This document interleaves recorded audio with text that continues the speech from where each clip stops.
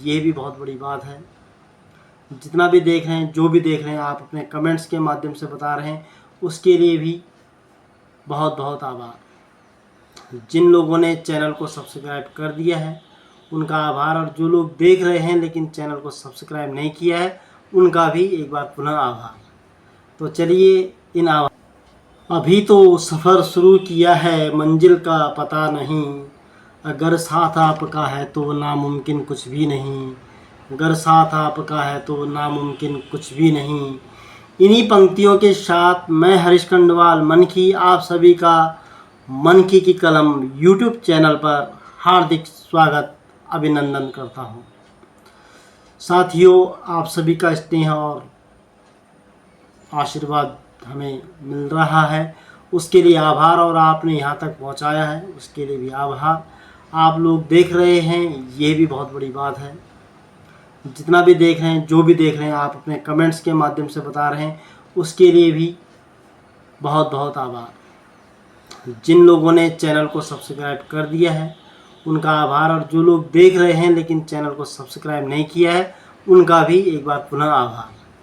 तो चलिए इन आभारों के साथ एक नए भार लेके चलते हैं।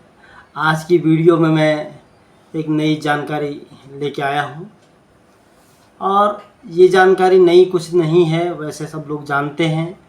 और ये मैं जो बताने जा रहा हूँ, एक ऐसा डाकू जो चोरी करने से पहले दरवाजे पे चस्पा कर देता था कि फलाने दिन मैं तुम्हारे यहाँ डाका डालने आऊँगा, और वह डाका डालने किसी गरीब के घर नहीं जाता था, किसी वैसे के घर नहीं जाता था, बल्कि वह अंग्रेज़ों का खजाना लूटता था, या अंग्रेज़ों के जो पाले हुए जमींदार थे, या अंग्रेज़ों के लिए जो लोग काम करते थे, जो साहूकार काम करते थे, उनका धन लूटता था और गरीबों को दान दे देता था।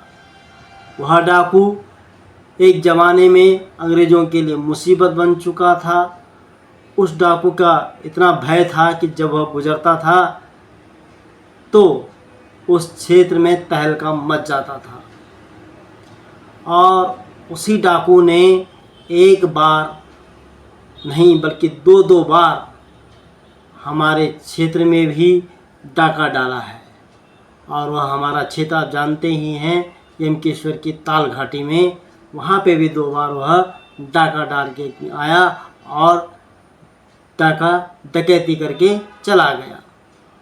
उसने किसी आम आदमी के घर पे डाका नहीं डाला, बल्कि एक जहाँ पे अंग्रेज़ों के द्वारा बनवाई जा रही शराब की जो एक ठेका था, फैक्ट्री थी, उस पर डाका डलवाया था। तो क्या कहानी है, क्या कहानी नहीं है, क्या इसमें है, आप वीडियो के अंत तक देखिए, आपको बड़ा मज़ा आएगा इस डाकू के बारे में जानने के बारे में। इस डाकू ने क्या कुछ किया है, तो कहानी के अंत तक बने रहिए। चलते हैं इस प्रसिद्ध डाकू के बारे में। डाकू का नाम जैसे जानते ही हैं, उसका नाम है सुल्ताना डाकू। तो सुल्ताना डाकू ने भी ताल घाटी में 2 बार डाका डाला था। कहाँ पे डाला था, आते हैं कि आज़ादी की जब लड़ाई लड़ी गई तो इतिहास के पन्नों में अगर हम उनको पलटते हैं, पृष्ठ पलटते हैं, तो पिछले कई पन्नों में जो हमें दिखाई देता है, भारत में अंग्रेज़ों के चने चबाते हुए कई क्रांतिकारी लोग और उनका संघर्ष सामने आता है। ऐसे क्रांतिकारी जिन्होंने भारत देश को आज़ाद कराने के लिए अपनी अहम भूमिका निभाई थी। लेकिन कुछ ऐसे भी क्रांतिकारी थे जिन्होंने अंग्रेज़ों से सीधी लड़ाई तो नहीं लड़ी, प्रत्यक्ष लड़ाई नहीं लड़ी, बल्कि उनसे अप्रत्यक्ष रूप से लड़ाई लड़ी। और उनमें से अप्रत्यक्ष रूप से लड़ने वाला एक सुल्ताना डाकू भी था। जिन क्रांतिकारियों ने अंग्रेज़ों के खजाने को लूटा, उन्हें डाकू घोषित कर दिया जाता था। अंग्रेज उनको डाकू घोषित कर देते थे, और उनमें से एक डाकू था जिसे सुल्ताना डाकू के नाम से जाना जाता है। सुल्ताना डाकू जो था वो नजीबाबाद का रहने वाला था। उसने 300 लोगों का गिरोह बना रखा था। उसके गिरोह में जो थे 300 लोग रहते थे। वहाँ उन लोगों के साथ मिलकर अमीरों के घर में जाकर और ख़ासकर अंग्रेज़ों का खजाने को लूटा करता था। और अमीर भी उनके जो अंग्रेज़ों के गुलाम थे, अंग्रेज़ों के लिए काम करते थे। सुल्ताना डाकू के बारे में कहा जाता है कि किसने कभी किसी भी गरीब को नहीं लूटा है। इस व्यक्ति ने कभी किसी गरीब को नहीं लूटा, बल्कि अंग्रेज़ों के खजाने या बड़े अमीर घराने जिन्होंने गरीब की संपत्ति लूटकर कब्जा कर लिया था, अपने नाम कर लिया था, उस संपत्ति को सुल्ताना डाकू लूटता था और फिर गरीबों को बांट देता था। सुल्ताना डाकू के बारे में यह भी कहा जाता है कि वह अमीर आदमी को यहाँ पर भी किसी को लूटना होता था तो वह नोटिस चस्पा कर देता था और तारीख को भी बता देता था कि इस तारीख को मैं तुम्हारा धन या तुम्हारा संपत्ति को लूटने आऊँगा। ये उसकी बड़ी खासियत, ये उसकी ईमानदारी कह सकते हैं हम, ये उसकी खासियत थी। नजीबाबाद नैनीताल हल्द्वानी जाते हैं तो रास्ते में जंगल में अंग्रेज़ों का काफ़िया गुजरता था, तो वह अपने गिरोह के साथ अंग्रेज़ों के खजाने को लूट लेता था। जो नजीबाबाद जाने का रास्ता था वहाँ पे गिरोह बनाकर अंग्रेज़ों को लूटता था। कई बार के डकैतों के कारण सुल्ताना डाकू अंग्रेज़ों के लिए बड़ा मुसीबत बन चुका था। अंग्रेज़ों के लिए वो एक चैलेंज हो चुका था कि इसको कैसे पकड़ा जाए। उसके बाद टिहरी के राजा ने सुल्ताना डाकू को पकड़ने के लिए एक अंग्रेज़ को बुलाया गया।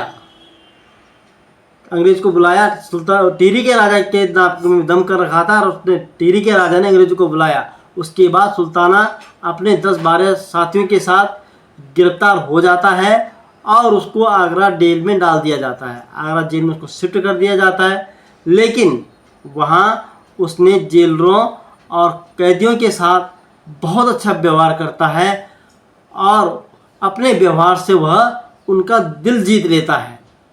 उसके बाद उसे फांसी की सज़ा को तब्दील कर ताउम्र की कैद सज़ा सुना दी जाती है और अंडमान निकोबार भेजकर काला पानी की सज़ा दे दी जाती है। सुल्ताना डाकू का संबंध जिला पौड़ी के यमकेश्वर से भी रहा है। यमकेश्वर विधानसभा क्षेत्र के ताल घाटी में 2 बार उन्होंने डाका डाला था और ताल घाटी में सुल्ताना डाकू ने जब डकैती डाली तो वहाँ पर भी वह अंग्रेज़ों का खजाना लूटकर ले गया था। ताल घाटी क्षेत्र में जो तालबानी नामक स्थान है वहाँ पर एक बगीचा है, आज भी मौजूद है और वहाँ पे आज भी कुछ खंडर वहाँ पे अवस्थित हैं। यह तालेश्वर महादेव मंदिर से लगभग आधे किलोमीटर दूरी पर है। यहाँ पर बन्नू कलाल नाम का जो व्यक्ति था वह अंग्रेज़ों के लिए शराब बनाता था। वहाँ पे अंग्रेज़ आते थे, अय्याशी करते थे, रहते थे। गांव के जो समय के बड़े बड़े जमींदार साहूकार थे वह भी वहाँ आया करते थे। तो सुल्ताना डाकू नजीबाबाद लालढांग से होते हुए और हरिद्वार के रास्ते इस खजाने को लूटने के लिए वहाँ पर 2 बार आया और बन्नू कलाल के खजाने को लूट कर ले गया। उसके बाद वहाँ पे तभी भी बन्नू कलाल का शराब का धंधा चलता रहा, लेकिन जब आज़ादी की क्रांतिकारी घटना हुई तो उस दौर में जो हमारे यमकेश्वर के आज़ादी के क्रांतिकारी थे उन्होंने उस भट्टी को तोड़ा था और इसका जिक्र मैंने पहले वाली एक वीडियो में किया है जिसमें मैंने कहा कि शराब की भट्टी को, अंग्रेज़ों की शराब की भट्टी को यमकेश्वर के क्रांतिकारियों ने कैसे तोड़ा। आप वीडियो में यहाँ पे लिंक दिया जा रहा है, उसमें जाकर आप देख सकते हैं। इस तरह से सुल्ताना डाकू का जो प्रभाव रहा है वह बड़ा ज़्यादा रहा है और उसने हमारे क्षेत्र में भी अपनी दस्तक दी थी। और सुल्ताना डाकू के बारे में जो कहा जाता है, जो सुना जाता है, कहते हैं कि जब उसको सज़ा दी गई तो उसको कहा गया कि तेरी अंतिम इच्छा क्या है। तब उसने कहा था कि मैं अपनी माँ से मिलना चाहता हूँ। उसकी माँ को बुलाया जाता है, वह अपनी माँ को मिलता है, तो वो उसकी माँ आती है और वह कहता है कि मैं अपनी माँ की जीभ काटना चाहता हूँ। उसको बोलता है कि क्यों ऐसा करना चाहता है। कहता है अगर जिस दिन मैंने पहली बार स्कूल से कलम चुराई थी अपने दोस्त की, उस दिन मेरी माँ मुझको रोक दी होती तो मैं इतना बड़ा डाकू नहीं बनता, इतना बड़ा चोर नहीं बनता और मैं अपराधों की दुनिया में नहीं जाता और मेरी ज़िंदगी कुछ और होती।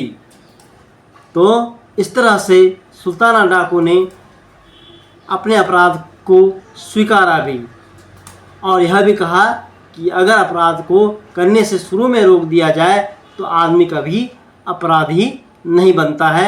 इसी तरह की वीडियो लेकर आप सभी के सामने मैं आता रहूँगा। आपको वीडियो कैसी लगती हैं आप कमेंट के माध्यम से ज़रूर बताएं। फिर मिलते हैं एक नई वीडियो और एक नई जानकारी के साथ कल।